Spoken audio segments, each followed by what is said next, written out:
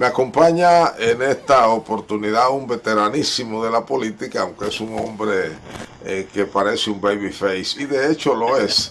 Se trata del ingeniero agrónomo Héctor Guzmán, un hombre que por un tiempo se movió entre la agronomía como profesión, el servicio agropecuario y la política, pero desde hace varios años es un político a tiempo completo, vicepresidente del Partido Revolucionario Dominicano y sobre todo un gran conocedor de la legislación electoral.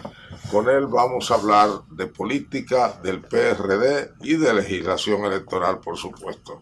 Les invito a que me acompañen a esta entrevista con el ingeniero Héctor Guzmán. Ingeniero Héctor Guzmán, muchas gracias por todo el esfuerzo que yo sé que usted ha hecho, porque estamos grabando jueves en la mañana y hemos tenido que cruzar por el infierno del tránsito de la capital dominicana, sobre todo en el polígono central, que no es cualquier cosa. ¿Cómo se siente usted? Bien. Lamentablemente lo del tránsito, como tú dices, lo padecemos todos. Sí. En las horas famosas pico y horas tempranas de la mañana. Es un problema serio. Pero tú sabes que a propósito del tránsito, un amigo nuestro de los dos, que en paz descanse, que murió, Jacobo Marluta, licenciado, decía que como va el tránsito va el país, en términos del comportamiento. Y él era un carro sin freno. Sí. Oye, y él decía, como tú ves que se comporta la gente, así va el país. Bueno, en el tránsito. Es un retrato, es un reflejo. Es uno de los varios retratos que tiene el país. Sí. Sobre todo pienso que en el tránsito mostramos la poca capacidad de los dominicanos para el orden. Exactamente. Nosotros no tenemos vocación por el orden. Yo diría que fuéramos una Suiza realmente. Yo diría la parte del ciudadano, pero también hay falta de autoridad y de organización. Ya. Pero ese tema eso es verdad. Sí. Ingeniero, ¿usted se siente bien fuera de estar bregando con la tierra, con las matas, con los agricultores? No, mira, no es que me sienta bien. Lo que Parece pasa, que la política fue como una muchacha que le gustó más que aquella. No, lo que pasa es, mira, mi experiencia en la política es que como a mí me tocó trabajar con Jacobo Marluta, con Peña Gómez y después por Hipólito, los líderes me absorbieron porque no me daban chance para hacer otra cosa. Porque tenía que tener un trabajo intenso con ellos. Y a mí me apasiona el tema de la agricultura, igual que el tema de la municipalidad, pero no he podido, no me dejaron profundizar. Porque trabajé mucho en eso, sobre todo en la municipalidad y en la parte de la agricultura, ejerciendo mi función con los agricultores. Llegó un momento que cuando me asimilaron, vamos a hablar de ahí de los años 82 para acá, no me soltaron. Entonces, mi responsabilidad... Del 82 para acá es político a tiempo completo. A tiempo completo, porque ya era Jacobo Marluta, que fue presidente del Senado, y por ahí seguimos. La verdad es que ahora, le decía al hijo mío mayor, le decía que ando buscando ahora un pedacito de tierra para dedicarme a lo que a mí me gusta, porque a mí me gustaba la agricultura, la investigación. Siempre me gustó mucho. ¿Tú te recuerdas cuando Hipólito Mejía que existía aquello extensionista? Sí, cómo no. Y eso fue lo primero. Bueno, que lo dirigía Durán, su amigo. Fernando Durán, que tuvo mucho tiempo. Era, creo que un programa israelí. Exacto, que lo trajo la compañía Tajal, una cosa. Exacto, la famosa Tajal. Entonces, a mí me gustaba mucho el extensionismo agrícola. Por la investigación, la transmisión. Muy cerca de la comunicación. Recuerda que había aquel libro de Pablo Freire. Exacto. Bueno, eso me sirvió a mí para poder comunicar. Porque tú sabes que comunicarle a un agricultor los cambios tecnológicos, el manejo de insecticidas, había que aterrizar mucho para que te entendiera. Sí. Entonces, ir de lo concreto a lo abstracto. O sea, tú eres científico, pero tienes que explicarle en buen dominicano a ese agricultor qué significa el uso de insecticidas, ese tipo de... Eso me obligó a mí a desarrollar una comunicación a ese nivel, y por eso en la política, para mí, yo digo que eso es lo que me ha ayudado en la parte. Paulo Freire tenía un libro que no era el que ustedes usaban un librito pequeño del siglo XXI, recuerdo, pero él tenía un libro que va en la línea que usted está razonando, que se llama Pedagogía del Oprimido, porque en realidad su pedagogía iba dirigido casi al analfabeto. Totalmente. Tú en la tecnología tú veías la etiqueta de un insecticida, te está hablando de CC, te está hablando de ese tipo de cosas, pero ese agricultor no entiende eso. No. Tú tenías que ir con medidas prácticas. Exactamente. Que tú decías, mire, 2 tapitas, sí, 2 latas, un tanque de agua. Sí. Entonces, y después decirle, esa tapita es un CC. Entonces usted le dice, mire, esas 2 tapitas las que usted le echa ese tanque. Exacto. Si yo le digo 10 CC, no, 10 tapitas. Exacto. Y eso obligó a uno, y sobre todo que en ese tiempo, el campesino, nosotros trabajamos mucho en la organización de asociaciones campesinas. Correcto. Con el programa que es de capacitación y visita también. Y eso nos ayudó. En la política sirve mucho porque al final el pueblo ya no es el mismo pueblo del agricultor. Del agricultor. Sí, entonces, por eso en la comunicación política eso ayuda mucho. Porque el campesino dominicano es el que se ha trasladado a nuestras barriadas. Exactamente. Y se ha trasladado con su misma mochila. Para que sepa, y los mismos sentimientos. Exactamente. Entonces, esa parte, yo digo que ahí fue, a mí me tocó trabajar mucho porque yo vine desde agente de crédito, que le decían en el campo perita, a extensionista agrícola, y fui subiendo, hasta llegar a trabajar a nivel nacional. O sea, usted andaba en su motor en el campo. Totalmente, y mi mulo también. Y su mulo. Que le decíamos nosotros, unos mulos grandes que dejó de la época de Trujillo, nosotros le decíamos mulo con placa oficial, porque era un mulo grandote en la zona cafetalera. Sí, sí. Tuve que montar, la primera vez que monté un mulo de eso, llegué que me dio pelado. Fiebre me dio. Exactamente. Pero después no entrené. Totalmente pelado. Sí. Hay algunos estudiosos de la política, a propósito de su experiencia, que dicen que la política es como un narcótico que crea dependencia. Yo creo que la similitud es hasta cierto punto correcta. Yo llego a un momento que el político, que es 24/7 político permanentemente. O si usted quiere, se la digo de otra manera, que la política tiene un sex appeal. Sí, eso es verdad. Por nosotros, yo llego más lejos, yo digo que el político, en términos políticos, no muere. Cambia de función. Exacto. Pero no muere, porque tú sigues siendo político, sigues ejerciendo la política. Tú te ves que un dirigente que a lo mejor es candidato, después de candidato se va y se convierte como un acompañamiento de otro, del partido, o sea, pero no muere. El político no termina, el político vive la política permanentemente. Lo que hacemos política, como lo hacemos nosotros, que es nuestra principal actividad. En el caso suyo, usted es un privilegiado. Es como si siguiese desde un bachillerato hasta un doctorado, un posgrado, porque usted trabajó con Bosch, sí. trabajó con Peña Gómez, sí. Trabajó con Magluta, sí. Trabajó con Hipólito y ahora trabaja con Miguel Vargas. Sí. 5 políticos trabajando de cerca, aprendiendo lo positivo y lo negativo de ellos. Y viviendo los momentos estelares, momentos difíciles para el país en algunos. Sí. Algunos de dificultad y otros de grandes logros también, porque tú vives procesos de altas y bajas. Sí. Ganas y pierdes. O sea, los 2 escenarios. Bueno, del 82 acá son 40 años activo. Totalmente. Mañana, tarde y noche. Totalmente. Porque antes tenía la militancia. Sí. O usted estuvo en la izquierda. Primero en la izquierda. La izquierda en el MPD, por casualidad. Que es lo que llamaban antes. Ahí tuvo una fragua. Sí, ahí estaba. Fue donde comenzamos a formarnos, porque era a nivel del grupo estudiantil, Frente Estudiantil Flavio Suero. Exacto. Comenzamos por ahí. Y después, como tú dices, con todos estos líderes diferentes, cada uno de comportamiento diferente, muy diferente, ¿no? Eso es lo que ayuda a uno a enriquecerse. Y ahí uno también. Ahí tuvo 2 grandes teóricos y el resto hombres muy prácticos. Y eso le llega a uno también a tener mucha creatividad de muchas cosas. Que después hay gente que me dice a mí que escriba. Yo digo, bueno, después a lo mejor me siente escribir, porque uno ha hecho aporte en la política dominicana que la gente lo ve accionando y no se da cuenta que son iniciativas que uno tuvo. Por ejemplo, cosa tan sencilla, el elaborar una guía de temas para los voceros políticos y los candidatos. Esa fue una iniciativa que yo tomé en términos comunicacionales en la campaña del 2000, que la hice con Hipólito Mejía y los voceros de esa campaña. El tener lo que llaman los interactivos. Eso fue una iniciativa de nosotros también. Que antes se veía. Han sobrevivido. Sí, antes y ahora es un ejercicio profesional. Y son exigentes. Porque ahora es un ejercicio profesional que le pagan para eso, pero antes eran más voluntarios. Exacto. Porque nosotros lo creamos en la campaña del 2000. En el PRD, ¿no? Sí, claro. Sí. En la campaña del 2000 de Hipólito Mejía nosotros creamos esos interactivos voluntarios orientados por nosotros, que lo que le suplíamos era un telefonito.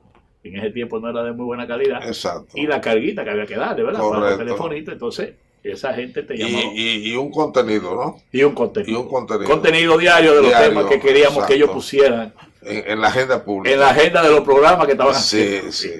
Qué interesante, ¿no? Y la llamada, porque ellos llamaban a programas de otros, Exactamente. o llaman todavía. No, y un sistema para que la llamada de ellos entraran primero que la de otros.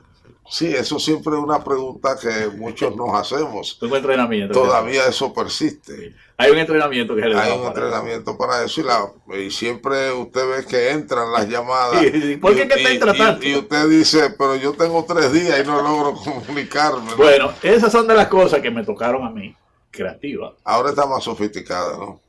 Sí, pero ya no tiene el impacto de antes porque la gente lo ve como empleado pagado que están llamando para una causa. Eso ya no tiene. Antes sí. Pero tiene el valor de que uno sabe cómo está pensando sí. quien auspicia a ese, ¿cómo que se le llama? Interactivo. A ese interactivo. Que se ha convertido ya en un profesional. Sí. Profesional que hasta sueldo tiene. Y una red grande. Sí. Y hasta cierto punto un poco sofisticada. En la campaña de dormir nosotros nos manejábamos como alrededor de 7 o 8 nada más. Pero se manejaba muy bien porque eran... Ahora son miles. Y de todas partes. No, exactamente, son miles. Y ya la usan casi todos los partidos. Sí, los partidos y los líderes.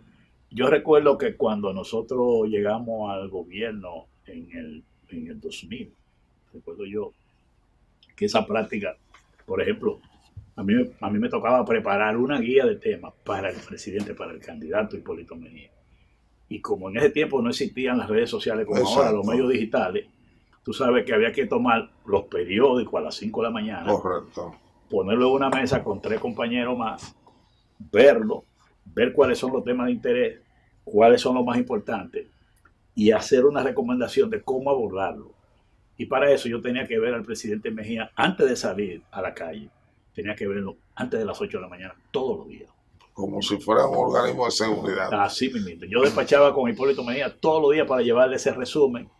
Y estuve viéndolo en el 2000 hasta el 14 de agosto. ¿Y escogía él o usted los temas? No, nosotros. Porque tú sabes, tú que conoces a Hipólito, sabes que él dice, yo estoy seguro que ustedes 3 es más difícil que cometan un error que yo solo. Entonces yo creo en lo que ustedes hacen. Ya. Un hombre que trabaja en equipo. Sí, correcto. Es un hombre que trabaja en equipo y nosotros ahí, ahí teníamos trabajando una persona que era su especial era el manejo del idioma, la ortografía, ese tipo de cosas. Esa era su parte.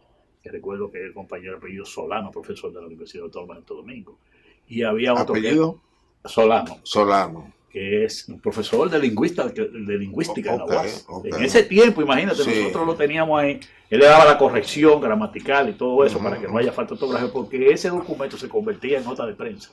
Entonces lo usábamos como nota de prensa para declaraciones. O sea, había una coherencia. Sí, total, con la comunicación. Nosotros manejábamos la estrategia de comunicación y eso. Entonces, había otros que manejaban mucho el área económica, que eran los temas casi siempre vigentes. Entonces, entre los 3 teníamos la información, cuál era la línea estratégica comunicacional, y siempre sabíamos cómo abordar los temas. Y el presidente Mejía era un hombre muy hábil, porque él lo leía en un momentico hasta de pie, leía una paginita, y te decía, te puedes llevar la hoja, que ya yo sé lo que lo voy a decir, y lo decía a su manera. Por ejemplo, tú le preguntabas un tema, y él lo abordaba en su manera, porque ya tenía las recomendaciones del equipo. Y además esperaba lo que le iban a preguntar. No, él no salía. Porque también parte del quehacer político en el área de la comunicación es que tienen sus periodistas, digamos, al estilo de los trotskistas, infiltrados. Yo diría que Trotsky le llamaba el entrismo, ¿no? Comprometidos. En cada medio. Exactamente. También y ellos sabían qué preguntar, o se les instruía. O se les mandaba la información, y eso es lo que queremos que se publique. Eso también es bien y en mal, cuando te quieres poner otro en apuro. Exacto, porque como Hipólito es como es, sí. A veces él le respondía a los periodistas, dile a quien te mandó a hacer esa pregunta, tal y tal y cosa. Pero nosotros lo sabíamos todo sí. Eso. Pero como te digo, son de las experiencias que actualmente... Porque a usted en la política le gusta particularmente la dimensión de la comunicación. Es que me ha tocado trabajar mucho en lo que es la estrategia comunicacional. Entonces, tú sabes que los temas al final de cuentas se repiten. Sí. Desde que tú tienes un año en la campaña, ya como que las cosas se repiten. Cuando tú tienes un líder, un candidato, que ya tú tienes que tener una visión de cómo lo abordas, cada vez que el tema vuelve, tú lo que haces es que reiteras. ¿Cuál era el más fácil y el más difícil en ajustarse? Porque el ajuste muchas veces es complicado. Sí. Hay espíritus muy libres y hay otros muy llevaderos. El más difícil era Hipólito. Era Hipólito. Porque él se salía del guión. Porque él tiene una personalidad muy propia. Y él se salía del guión. Sí, sí, claro. Él es una persona que tú no lo puedes, que como lleva mucho con el guión, tú tienes que tratar de justificarlo, de convencer, para que él se maneje como él entienda. Y a ver lo más que tú logras de que Exacto. se lleve del libreto. Como lo más, después, ahora el más dócil, metódico y más encuadrado en las cosas estratégicamente, sino de Jacobo Malota, que era que le daba lecciones. Sí. Jacobo Malota te daba lecciones. O sea, cuando tú hablabas con... Los tiempos han cambiado. Cuando tú hablabas con Peña Gómez o Jacobo Malota, tú tenías que esperar las orientaciones de ellos, porque ellos tenían una visión tan grande y tanta información que ellos son los que te orientaban a ti o discutían contigo y analizaban contigo y sacábamos conclusiones. Pero generalmente venía el análisis de allá para acá. Con lo demás es al revés. Es el equipo que tiene que venir, mire, por aquí, entendiendo. Yo pensé que el más capaz de acogerse al libreto era el ingeniero Miguel Vargas por su condición de ingeniero. No, eso le da una disciplina mental. Él tiene, lo que pasa es que el ingeniero Miguel Vargas Maldonado, como tú dices, por su condición de ingeniero, ahora su paso reciente por la Cancillería ha influido mucho en él. Ya. Y ya él es una persona en este momento que, como ha tenido que verse involucrado en muchas concertaciones y muchos espacios de discusiones democráticas en el mundo, por su condición de canciller y sus relaciones con la Internacional Socialista, eso le ha hecho cambiar a él mucho y ahora trabaja mucho en equipo. Ya. Escucha, oye mucho y se lleva mucho de recomendaciones que las que el equipo decida la aplica. Lo que pasa es que cuando yo hablo de Jacobo Malota y Peña Gómez, eran dirigentes de una dimensión tan grande que tú podías ir con el problema más grande donde un Jacobo Malota, donde un Peña Gómez. Y ya yo tenía un... Preocupado, yo iba, licenciado, estoy preocupado por esta situación. Y me dice, ¿qué es lo que pasa? Esto y esto. No te preocupes por eso, mira, eso es así, así, así. Y tú salías de ahí con una paz y una tranquilidad, porque eran líderes que te orientaban. En sentido general. Sí, sí. Por ejemplo, en el caso de Miguel Vargas Maldonado, nosotros lo vemos ahora que en materia de política internacional, no hay duda. Es una persona que tú tienes que oírlo, porque ya vivió esa experiencia de 4 años en la Cancillería, sus relaciones internacionales. Yo lo he visto a él conversando temas mundiales con Papandreou, con el presidente de España, con el representante del Partido Comunista Chino que pertenece a la Internacional Socialista, una especie de un petit de dirigentes mundiales, que son presidentes, discutiendo el tema, por ejemplo, de la pandemia, en plena pandemia, cómo manejar la pandemia y la pospandemia. Y a veces íbamos a un viaje y hacían una conferencia por Zoom y en el mismo vehículo se conectaban y yo veía esas discusiones y esas son experiencias que le aportan mucho. Exactamente. Porque le da mucha información. Sí. No, y un aprendizaje. Yo mismo yendo a ellos, yo ahí oía las cosas y decía, oye, pero mira cómo es el asunto, esta gente está planteando. Y yo mismo oía las cosas, la opinión mundial y hacían consenso mundial. Y eso lo ayuda mucho a él. O sea, el Miguel Vargas que yo conozco ahora, mira, que yo fui un adversario de Miguel Vargas estando con Hipólito. Sí. Pero su paso por la Cancillería, sus gestiones de ahora, no ha sido candidato en los últimos 2 procesos. Lo ha ayudado a madurar mucho. Y el Miguel que yo veo ahora es un Miguel más metódico, más abierto, porque también, cuando tú participas de todos esos procesos donde se defiende tanto la democracia, no se lucha tanto por la democracia, tú te vas nutriendo de convertirte en un demócrata también. Y te das cuenta que el otro cede y no deja de ser el líder. Exacto. Por ejemplo, la experiencia que se vivió aquí de él siendo canciller con el diálogo de Venezuela, ustedes recuerdan, que se trajo la oposición y el gobierno. Esa es una experiencia que yo le decía a él, usted debe de escribir eso. Exacto. Una experiencia interesantísima. Sobre todo los entretelones. Exactamente. Que son siempre mucho más importantes que lo que se ve. Que lo que se ve. Qué bien. Magnífico. Vamos a ir a un segmento comercial para regresar y aterrizar un poco en el aeropuerto nuestro para hablar de política vernácula.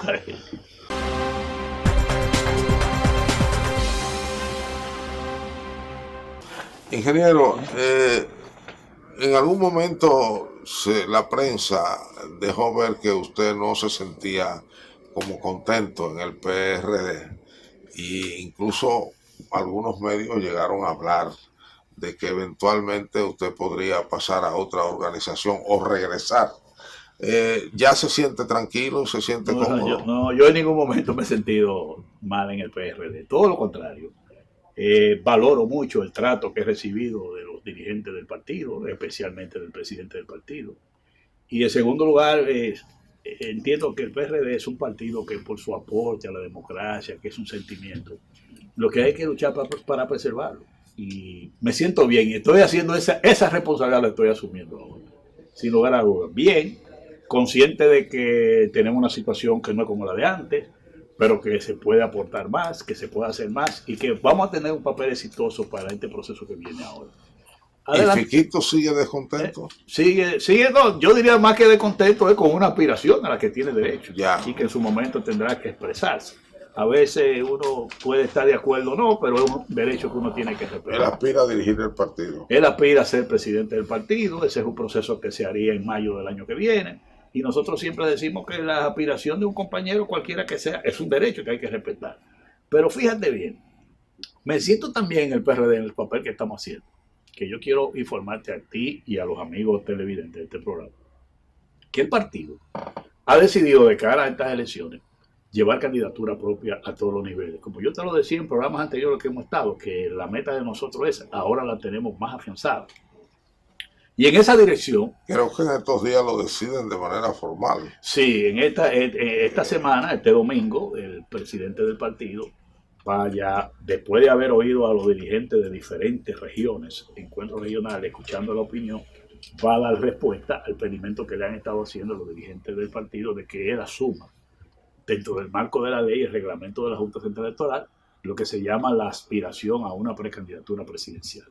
Pues en esa dirección, como hemos hablado de llevar candidatura propia, aquí en la capital, yo voy a entrar en acción también. O sea, voy a asumir una responsabilidad que el partido me está encomendando. Básicamente los jóvenes, algunos jóvenes que aspiran a diputados se acercaron a mí y me dijeron esto: nosotros hemos considerado que tú debes ser la persona que encarne la boleta del partido a nivel de senador de la capital. Y después de hablar con ellos, analizar con ellos, y hablé con el presidente del partido y otros dirigentes nacionales que entienden lo mismo, y voy a asumir una aspiración a la precandidatura a senador de la capital, no por ser candidato, por ser candidato. Todo el que conoce mi trayectoria sabe, político a tiempo completo, pero además, bienvenido, yo fui asesor y asistente de Jacobo Malutta cuando fue presidente del Senado. Luego fui asesor y asistente de Andrés Bautista cuando fue presidente del Senado en 2 ocasiones. He sido asesor en comunicación y estrategia de la mayoría de las veces de los bloques parlamentarios del PRD. Pero además, acompañé al doctor Peña Gómez en la capital en su labor de síndico. Luego fui regidor cuando Corporán de los Santos y regidor con Fello Soberbi. Es decir, conozco bien el municipio, en lo legislativo lo conozco bien, en lo municipal lo conozco bien, y el manejo desde el gobierno con un Congreso Nacional también me ha tocado jugarlo en tiempo donde he estado en Palacio Nacional con un presidente. De manera que bajo esas condiciones yo tengo una visión muy clara y es la que le voy a presentar a los ciudadanos de la capital y por qué no al país, de por qué yo estoy dispuesto a ir a una senaduría y por qué yo le voy a pedir a la gente que me apoye, que no se van a arrepentir, que van a tener una persona, primero, sin compromiso con dinero de narcotráfico, primero, claro, sin compromiso con dinero de la corrupción, únicamente con el compromiso de, yo diría, mi familia, mi partido y mi país. Y estoy dispuesto a hacerlo. Y lo voy a hacer y creo que vamos a contribuir a que se haga una campaña más decente. Porque, como tú sabes, conocedor como uno es de la ley de partido, de la ley electoral, yo simplemente voy a exigir que se juegue limpio. Que haya equidad en la competencia. Porque el que me quiera venir a mí a enfrentar con dinero de procedencia ilícita, pues yo voy a actuar y voy a hacer valer los derechos que tenemos las personas que no manejamos dinero de esa procedencia. Algunos analistas políticos han dicho, esta posición del ingeniero Miguel Vargas y de su partido, el Partido Revolucionario Dominicano, es una posición que va más que a la búsqueda de puestos electorales, va dirigida a fortalecer la organización para una eventual negociación. Y en esa eventual negociación se mencionan 2 grandes líneas. Una, la de su amigo Leonel Fernández, amigo del ingeniero Miguel Vargas, y la del PRD, donde están ya no solo los amigos de Miguel, sino los amigos de toda la militancia que se quedó, la que se quedó, exacto, en el PRD. Mira, nosotros hemos tomado... Porque a decir verdad es muy difícil a un partido que sacó la votación que sacó el PRD, es remontar un vuelo que le permita hacer un papel honroso. Lo que pasa es que cada proceso político, cada proceso de campaña, cada campaña electoral es diferente. Inclusive a veces Sí, actores diferentes. Entonces, por eso, en este momento, el panorama electoral es impredecible. En este momento. ¿Usted cree? Sí, ahora mismo es impredecible. Aquí nadie puede vaticinar quién puede ganar, porque lo primero es que en los momentos actuales, ninguna de las figuras que hablan de aspirar a la presidencia pueden ganar solo una presidencia en este momento. Eso lo sabe todo el que está en el escenario político. Ni siquiera el presidente. Ni siquiera el presidente. Entonces, ¿qué sucede? Cada partido está aplicando su estrategia. Y no hay duda que la estrategia de cualquier partido a 2 años casi de unas elecciones es tu fortalecimiento, es tu organización, es tu consolidarte, es tu, vamos a decir, como dicen, entrenar a tus, como si fuéramos en la pelota, prepararte como equipo para ir a la competencia. Así es. Entonces, eso lo está haciendo cada partido y es lo recomendable. Hablar de alianza en este momento sería contraproducente, porque tú no sabes cuál es la fuerza que tú tienes y además por el tipo de elecciones que nosotros vamos. Nosotros vamos a unas elecciones que la primera es una elección municipal, que es en febrero del 2024. Entonces, tú no puedes discutir el escenario presidencial si no tienes presente el escenario municipal. Entonces, las variables que se dan en el escenario municipal son muy complejas, muy complicadas, sí, porque responden a cada localidad. Exacto. Una gran parte de los partidos ni siquiera tienen figura todavía que ellos potencialicen como candidato a alcalde todavía, en muchos sitios. Una parte importante. Bueno, ayer decía precisamente, ayer es el miércoles en la Z, sí, que ustedes, el PRD, no tiene ni siquiera candidatos para cada provincia. Al revés, es que todo lo contrario, el PRD ha sido un partido que su fortaleza siempre ha sido local, porque viene de una cultura impregnada por José Francisco Peña Gómez, sí, de ese liderazgo local. Nosotros tenemos, por ejemplo, en Santiago de los Caballeros, que es la provincia que me ha tocado a mí trabajar, ya tenemos perfilado una candidata a senadora. Ya tenemos perfilado en las 3 circunscripciones de Santiago candidato a diputado. Ya tenemos perfilado en el propio distrito municipal, el distrito Santiago Oeste, que es el más grande de Santiago. Sí. Ya tenemos candidatura perfilada. También lo tenemos en Martín García, también lo tenemos en Baitó. Y así tú vas, cada una de las comunidades, yo la estoy diciendo, lo tenemos en Licey al medio. Es que el PRD en las elecciones pasadas, a pesar de toda la situación, fue la tercera fuerza municipal con los resultados electorales. Sí. La tercera, y fue en su peor momento que el PRD fue una contienda. Y resultó ser la tercera fuerza municipal. ¿Cuántos municipios tienen ustedes? No, organizado el PRD está en los 150. No, yo digo como síndico, alcalde. Nosotros ganamos 14 alcaldías. 14. Y ganamos 21 distritos municipales. Ya. O sea, es la tercera fuerza municipal. Territorios. Sí, la tercera fuerza municipal. Y en los otros lugares quedábamos de segundo.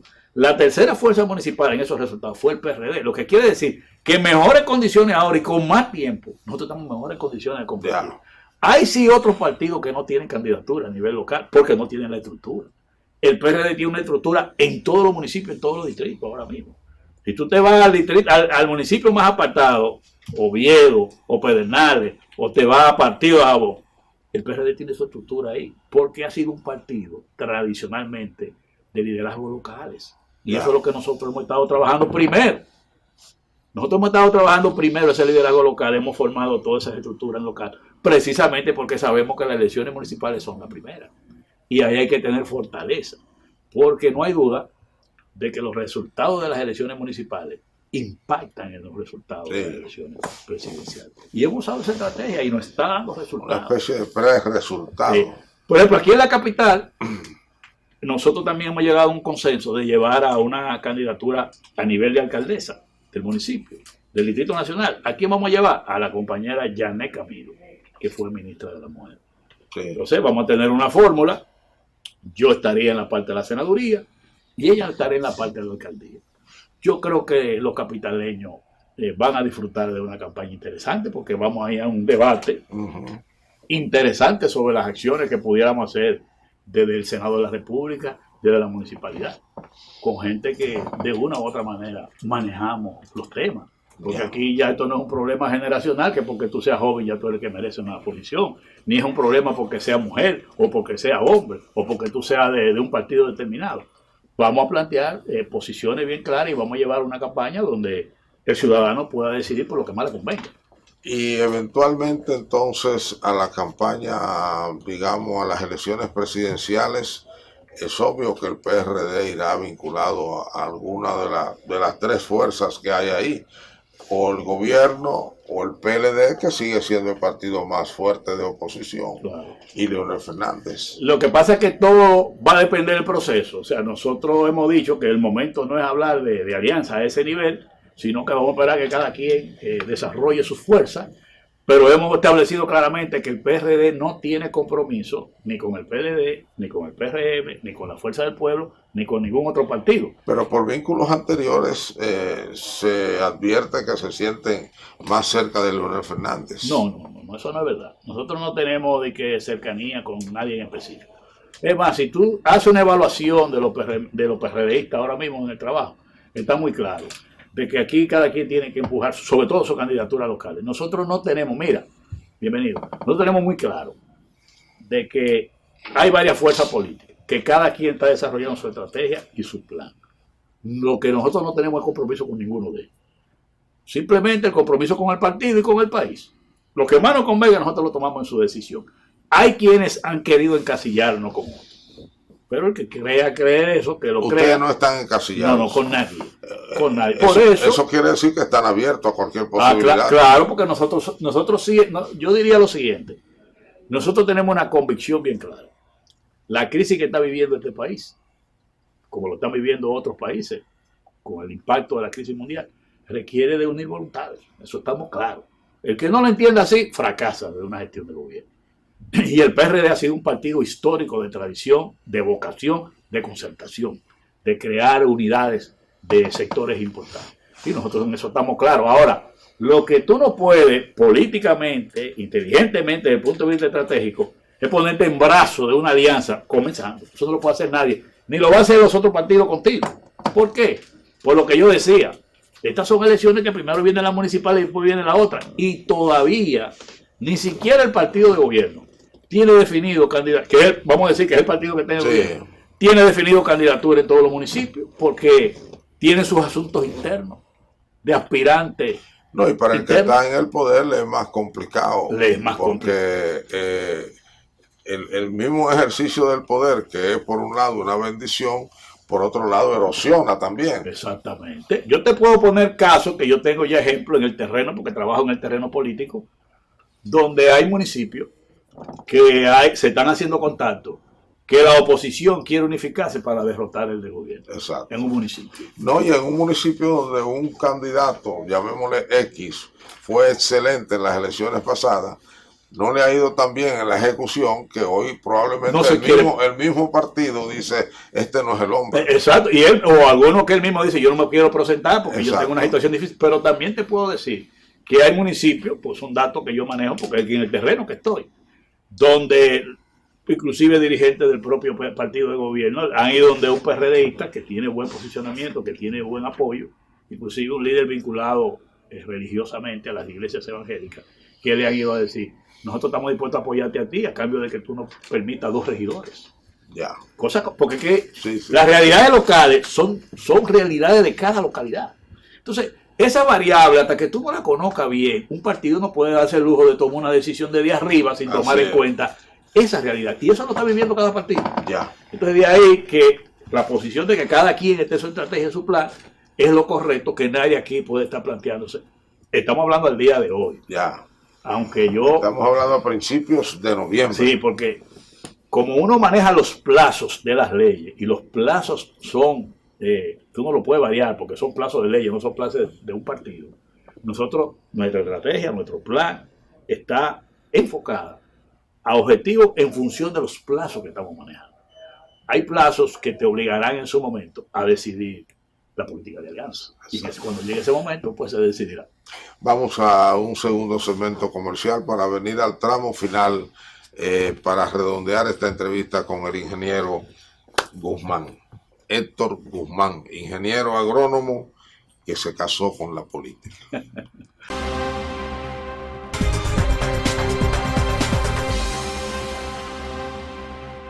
Ingeniero Héctor Guzmán, venimos al tramo final de esta entrevista. Con usted siempre es interesante hablar.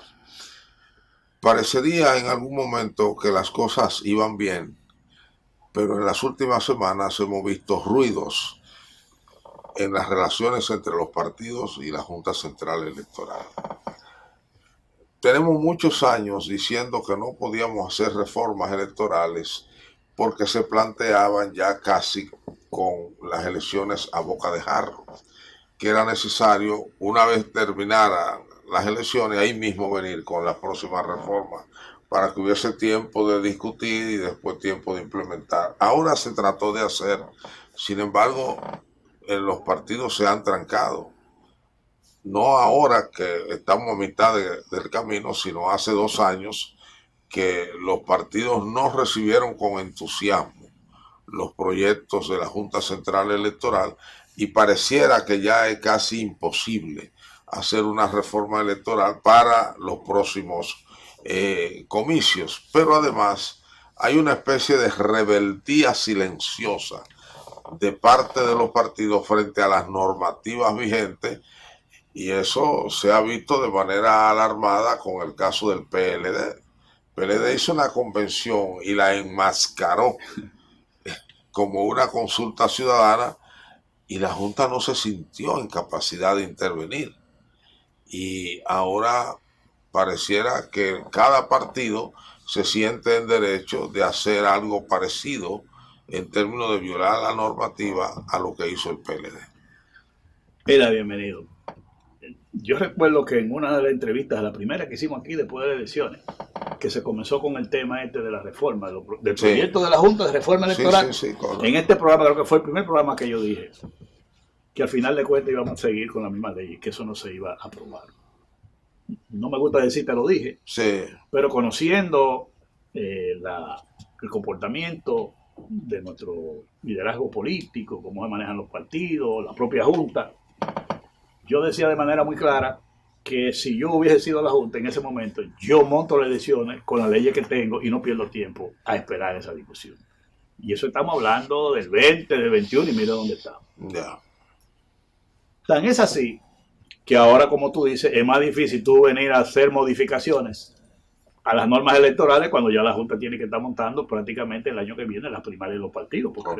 La primaria de los partidos. ¿Por qué? Porque la Junta, cuando van los partidos a primaria, usa el personal de la Junta, de los colegios electorales, y ya tú tienes que estar seleccionando, nombrando, entrenando.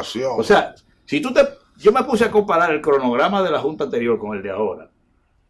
Este es mucho más complicado. No, y atrasado, estamos atrasados en el tiempo, porque tú viste que en estos días fue que se dio a conocer las juntas electorales municipales de una parte del territorio dominicano. Y si esos son las juntas electorales, imagínate tú los componentes de los colegios electorales, el personal humano. O sea, a pesar de la buena intención, de la voluntad de la Junta, esa dificultad en el tiempo y con una norma que se están discutiendo oye, en una comisión del Senado y en otra comisión de la Cámara de Diputados. Así es. O sea, proyectos diferentes. Sí. Pero la propia Junta, en la mesa técnica de discusión de esas reformas electorales, hizo 11 sesiones, 11 reuniones. Y cuando tú pasas el resumen de la ley de partido, hay alrededor de 17 disensos, es decir, que no nos pusimos de acuerdo, y como 16 consensos. Pero cuando te va a la ley electoral, hay como 44 disensos y 20 y pico de consenso. Es decir, si en esas 11 sesiones, con todos los partidos ahí, se produjo eso, imagínate tú, ¿qué es lo que va a pasar? Pues son los mismos actores que vamos al Congreso a eso. Oye, no pasamos 14 años. Y con las elecciones más cerca. Y con las elecciones más cerca. Porque ese quizás es el factor. El problema más grave. Yo siempre dije, y por eso fue que mantuve la posición de que era mejor hacer las elecciones con las leyes actuales. Porque yo dije lo siguiente. Las elecciones pasadas del 2020 fueron unas elecciones traumáticas, sorprendentes. Bueno, hay que decir que nunca antes se había suspendido. Todo eso que vimos. Es un desastre. Y con una pandemia, todo. Sí. O sea, ¿qué quiere decir? Que si esas elecciones fueron así, esa ley de partido que por primera vez la tenemos y las reformas que le hicimos a la ley electoral no se pudieron aplicar en su justa dimensión. Que era mejor organizar estas elecciones en tiempo normal, tranquilo, para ver qué cosas de esas funcionan y qué no funcionan, pero en un proceso así. Y además con esta sorprendente decisión de no usar el voto automático. Que es una decisión basada en una sentencia del Tribunal Constitucional, que no la podemos cambiar. Entonces, ¿qué te quiero yo decir con esto? Bien, pero eso es un absurdo. Total, porque tú tienes que propiciar la modernización del sistema electoral. Eso es un absurdo parecido a la ley esta migratoria que retrotrae ese problema al 1929. Bueno, es que impresionante. Yo he dicho que no es verdad que un tribunal constitucional o un tribunal superior electoral es palabra de Dios, que también se pueden equivocar porque son abogados. Pero seguro. Y hayan tomado decisiones. Bueno, lo único que ellos tendrían que tomar, ellos tienen un mecanismo, que tomar otra decisión para anular esa jurisprudencia y establecer una nueva. Entonces, pero le sería difícil porque están los mismos actores. Claro, porque ahí se han tomado decisiones en algunos de esos tribunales que afectan la actividad política y el sistema de partidos de manera negativa, como eso que tú dices. ¿Cómo tú le vas a impedir a un país que pueda acudir a un proceso de modernización? Pero ya la tecnología de hoy y lo que a todos los países les permite media hora después tener unos resultados preliminares. Bueno, así mismo, bueno, la propia primaria de los partidos fueron brillantes por el sistema automatizado. Correcto. Pero bien, lo que yo quiero decir es que la Junta, siempre lo dije, con estas leyes, que ahora vamos a un proceso que tú puedes aplicarla porque para ver qué cosa funciona o no funciona, porque es lo normal que después de cada proceso electoral el país se aboca a una revisión de sus leyes para ver qué funcionó y qué no funcionó. Eso es normal porque la política es dinámica. Exacto. No es estática. Y debe hacerse automáticamente. Desde que pasa un proceso. 3 o 2 meses después del proceso. Sí. Y la propia Junta es la que debe, viendo la falla, de recomendar esto. Y cada partido hace su aporte. Entonces, eso no se hizo así. Bueno, perfecto. Pero como yo digo, estas leyes no se llegaron a aplicar. Ahora bien, yo soy de lo que digo, bienvenido y amigo televidente, que el problema no son las leyes ni los reglamentos. Miren, esta Junta elaboró un reglamento de acuerdo con los partidos políticos. ¿Qué actividades se pueden hacer y cuáles no se pueden hacer en este periodo que le llaman previo a la pre-campaña? Eso lo elaboró la Junta con los partidos. ¿Usted sabe cuándo? El 13 de octubre del año pasado. Ya estamos en noviembre, hace más de un año. Lo que la Junta en esta semana firma con los partidos es el mismo reglamento. Vaciando el reglamento. El reglamento, que yo lo veo bien desde el punto de vista de que está haciendo un compromiso, un gesto de compromiso ante la opinión pública nacional. Eso es lo que yo le veo a eso. Sí. Ahora bien, ¿qué es lo que debe funcionar? Pero los partidos están en rebeldía. No, todos están de acuerdo en firmarlo. Ahora, ¿qué es lo que yo creo que debe pasar? Bienvenido, yo lo que yo digo. Nosotros del PRD apoyamos a la Junta que aplique la ley y el reglamento, caiga quien caiga. Porque si no lo hace, vamos a tener problemas. Usted tiene un reglamento que lo elaboró con los partidos, todos estuvieron de acuerdo, y ahora tiene un pacto que es una reiteración del reglamento. ¿Qué es lo que usted tiene que hacer? Usted no tiene que consultar más nada ya, aplicar, aún sea yo que me salga de las reglas, aplíquelo. El asunto es que no lo aplicó. No lo aplicó. Ese es el problema. Y el reclamo de los otros partidos, a mí me lo aplican, pero al PLD no. Porque no lo aplicó. Entonces pero no solo los partidos. La publicación de encuestas de preferencia está prohibido en ese reglamento. ¿Y cuántas encuestas tú has estado viendo, medios de comunicación promoviendo difusión de encuestas? Que está prohibido. Prohibido en ese reglamento. El artículo 9, en su párrafo 1, se prohíbe la publicación en redes sociales, periódicos digitales, medios de comunicación, la publicación de encuestas de preferencia electoral. Pero eso es un absurdo. Bueno, pero en el reglamento. En todas partes del mundo. Está prohibido. En el artículo 9. Porque incluso es un recurso de trabajo político para los partidos. Pero que tú lo publiques, a difundirlo, está prohibido. Entonces, ¿qué sucede? Porque la ley establece. Esa no es una actividad proselitista. Bueno, es un reglamento, lo tiene la Junta, pero yo te pregunto. Pero eso es una prohibición y aquí hay compañías hasta extranjeras, compañías que han venido a hacer encuestas y la han difundido aquí. Bueno, porque es lo lógico. Entonces, tú dices, pero ¿para qué tenemos eso ahí entonces? Para que tengamos la cosa clara. Inclusive, lo extraño es que los partidos lo hayan aceptado. Pero eso es lo grande. Y lo que te voy a decir lo siguiente también. La ley obliga a que cualquier compañía que vaya a hacer encuestas aquí tiene que registrarse ante la Junta. Y aquí, Sí. y aquí hay compañías que han publicado encuestas en medio digital que no están registradas. Bueno, se supone que esas no tienen credibilidad, ¿Ves? porque el registro lo que busca es calificar. Claro, y que ella es responsable de quién financia la encuesta, la Claro, metodología, todo eso. el problema es que la Junta, como está estructurada, no tiene personal para calificar técnicamente una compañía. Lo que hace es que le da una calificación legal. Sí, es un registro. Y eso no tiene sentido. Bueno, pero por lo menos es para tener, ¿verdad? Que un elemento importante, tú puedes tener acceso a la ficha técnica, tú puedes tener acceso en la Junta, en su portal, quién es que representa a la compañía aquí, quién pagó ese encuesta, todo eso. Y es importante, porque uno de los datos que tú debes averiguar cuando tú hagas una encuesta, siempre que tú vayas a ver una encuesta, primero, ¿quién la pagó? Porque eso te da una señal. Eso depende de la compañía que sea. Sí, pero ¿quién pagó la encuesta? Porque tú dices, bueno, ¿quién la pagó? Bueno. Lo pero, más importante técnicamente. Sí, todo eso. Es lo más tú importante. revisas la ficha técnica, tú revisas todo, eso es verdad. Pero para ponerte un ejemplo de las cosas que estamos haciendo, por eso es que nosotros decimos, la Junta Central Electoral lo que tiene que aplicar la ley de reglamento. A aplicarlo. El que tenga ¿Y una... qué lo ha obstaculizado? Yo creo que ellos no han tenido el valor, la voluntad de hacerlo. Mira, una valla que esté colocada con la figura de una persona que se está promoviendo, diciendo una cosa, la Junta de la Ley le da facultad para incautarla, quitarla, y los recursos que utilice quitando esa valla, cobrárselo al partido del dinero que se le entrega todos los meses.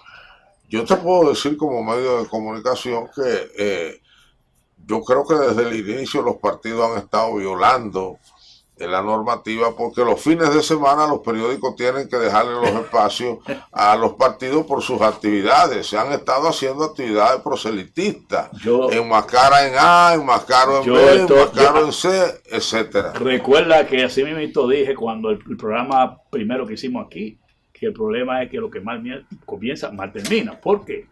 Porque cuando los políticos, los partidos, todas las autoridades intervenimos en la discusión de la ley de partido y la ley electoral, establecimos dos periodos, bien claros en la ley. El de la precampaña, que comienza el primer domingo de julio del año anterior a las elecciones y termina en octubre. Se llama periodo de precampaña, que son 3 meses, y el de campaña electoral. El periodo el periodo previo a la precampaña no existe en la ley. Ahora, hay cosas en la vida. ¿Entiendes lo que te estoy diciendo? O sea, nosotros hicimos un compromiso porque en ese momento el país decía y dice todavía que está cansado de campaña. Hay cosas en la vida que no se reglamentan, que usted tiene, como dicen los economistas, dejársela al mercado. Sí. Es decir, si usted mete guagua buena con aire acondicionado y que cumplen el tiempo y la ruta, usted no tiene que sacar los carros pequeños, automáticamente el proceso lo saca. El proceso lo saca. Claro. Cuando la política deje de ser un negocio financiado por el gobierno y por el sector privado, muchas de estas cosas van a comenzar a desaparecer por una razón elemental. No tendrán dinero para financiar esas actividades. Eso mismo es lo que eso es lo mismo que se ha estudiado en toda América Latina, en estos países, de que lo más importante, una similitud con lo que tú estás diciendo, bienvenido, no es establecer un tope de campaña, sino establecer controles. Porque cuando hay controles, la gente no va a gastar mucho, por tanto el tope va a ser bajito. Y en España, por ejemplo, que creo que no ha variado, la financiación oficial que la hay es en función de tu votación. Por la votación obtenida. Si no sacaste, no sacaste. Voto a voto, no di que un 5, un 3 le tocan tanto, no. Eso el porcentaje que eso es muy, exactamente. Tú sacaste 10,000 votos, te vamos a pagar esos 10,000 votos nada más. Porque es que lo importante, por eso es que yo digo que el problema no es las normas, no es el reglamento, no es la ley. Es la cultura, el comportamiento, la actitud de los actores. Y no estimular el mantenimiento de muchos partidos. Pues como tú dices, el proceso se encarga. El financiamiento lo estimula. Totalmente. Porque ya sabemos que somos expertos en hacer cosas no santas. Eso mismo pasa con los aspirantes, que hay una gente que porque tiene mucho cuarto viene a un partido a aspirar porque él sabe que no tiene control. ¿Por qué las EDES no han resuelto su problema? Las EDES. Sí. Porque el administrador va a ganar $500,000 de pesos mensual, cobre mucho o cobre poco. No tiene que ver con el desempeño. No tiene que ver. El día que tenga que ver con el desempeño, él sabe que si recauda poco, cobra poco. Si recauda mucho, cobra mucho. Él se empeñará entonces en recaudar mucho, Sí, sin lugar en a que le dudas. paguen mucho. Claro, sí, porque sus ingresos dependen de la recaudación. Desempeño. Ingeniero, siempre es un No, gusto, gracias a ti. siempre se aprende y bueno, vamos a ver si compartimos la vida entre la agronomía y la política, pero yo como que veo que usted disfruta mucho la Sí, política. pero también me gusta la economía. Voy haciendo el esfuerzo, que hay gente que no me entiende. A mí dice que tú no tienes finca. Y yo no tengo finca. ¿Tú sabes por qué? Pero va a tener una pronto, El ¿verdad? concepto que teníamos los agrónomos de aquellos tiempos, que la tierra era del campesino. Sí, Y no nos el atrevíamos. concepto ideológico. Y no nos atrevíamos de que a buscar una parcela. Y entonces los campesinos recibían la parcela y la vendían. Muchos de ellos. Sí, Muchos de ellos. sí, Algunos sí. la trabajaron, sí, Sí, muchos de sí, ellos. pero muchos la Pero sabes que ese era vendieron. un concepto en los técnicos de aquella época, y por eso los técnicos de aquella época no de que instalaban fincas y cosas así. Eso era sagrado. Sí, habría que ver, ¿verdad?, si en la práctica los profesionales de la agropecuaria resultan buenos productores de la agropecuaria. Sí, ayuda Son dos mucho. conceptos diferentes. Yo conozco casos de que han sido muy buenos. Sí, hay Sí, como sí. muchos casos. Por como ejemplo, no. en Ranchería de San José de Ocoa, el primer encargado de la zona de ahí agrícola, un agrónomo, después se fue al sector privado y hoy es uno de los mejores productores de la agricultura a nivel de invernadero.